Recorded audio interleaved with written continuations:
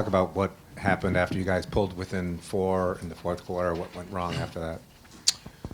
Well, obviously we had a couple of turnovers that you can control after that, and I didn't think we were able to keep up with them defensively pretty much all night after the first 6 minutes of the game. And so even when we were coming back, I felt like they were getting really good looks.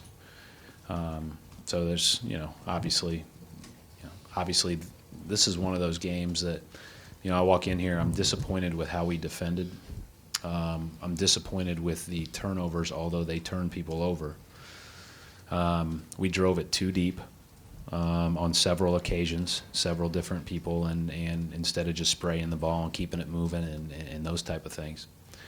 But at the end of the day, I thought, all that being said, they played really well, and my hat goes off to Milwaukee. I thought they did a great job, and their length and athleticism bothered us in a big way.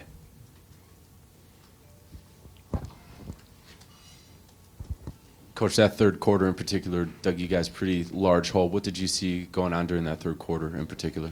All the stuff I just mentioned. I just thought there wasn't an area where we were playing better than the opponent, and that's why, like, late in the game, we played a bunch of different people. I went with Phil even though he hadn't played at all, because I felt like we had to have somebody that could really handle it, because they were running and jumping and trapping and doing all those types of things. And he made a couple of nice plays there in that short little stint. But that's what they do well. They have not scored this well most of the season, and that's been where they rank in the lower part of the league. And when they make shots, like Mayo made shots in the first half, and they exposed us a little bit on posting our guards, then we're going to have to adjust and play a lot better up there to have a chance. Third quarter, they make the run, and you put Sully in. Was that because you saw something that he thought he could do, or was that just taking a shot with him at that point? No, I think, I felt like one of the things that we were clearly struggling with at that point in time was scoring, and scoring at the rim. I felt like we missed a bunch of layups today. Maybe I'm wrong, but they interfere you at the rim because of their length. They're flying, and even if they're not there, you think they're there. And so for whatever reason, we missed a bunch of layups, and I just felt like, we'll have some chances if we get the ball up on the glass to get some offensive rebounds. We'll have some chances at the rim if he plays long enough, and he didn't. I felt like maybe he could give us a boost. Not fair to him to assess it. I don't think that's fair. As I just told Abby on TV, I think it's 3 minutes of getting the cobwebs out. It's probably not enough, but, Isaiah seemed to be reaching the painting, drawing fouls a little more. Is he starting to get back to form based on what you've seen? Yeah, they put a lot of onus on him. They put a lot of attention on him. They tried to blitz him all over the place with everybody they had, and they ran and jumped at him a couple of times before he even got to the pick, and he was pretty good offensively, pretty good. Coach, was I think you probably talked about it, but the speed of the game, it was like they were one step ahead, or was that everything that you said up above, and what do you do to? Yeah, you know what? We're not. We've got to be a lot more solid defensively to keep up with them. Like, we have to be in position a lot better to keep up with them.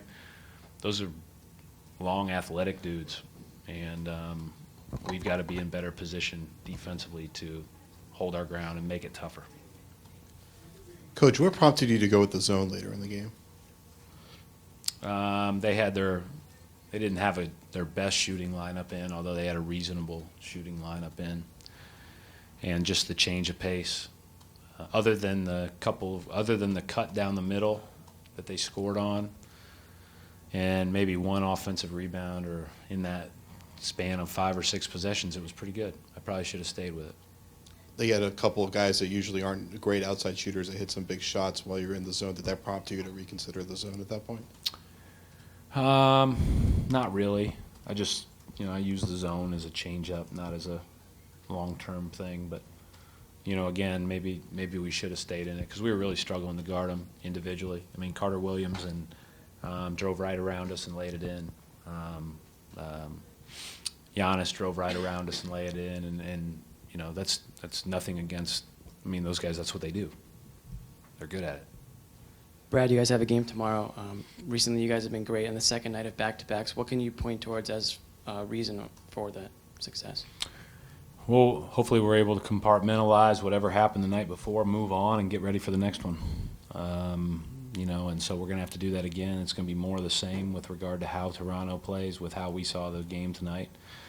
I've said this going into this. This is one of the toughest stretches of 7 games of our season, and so we're going to have to play great to win. And we're 1 down now in the first 7, so we're going to have to play great tomorrow night. We haven't played as well up there, with the exception of 1 game last year.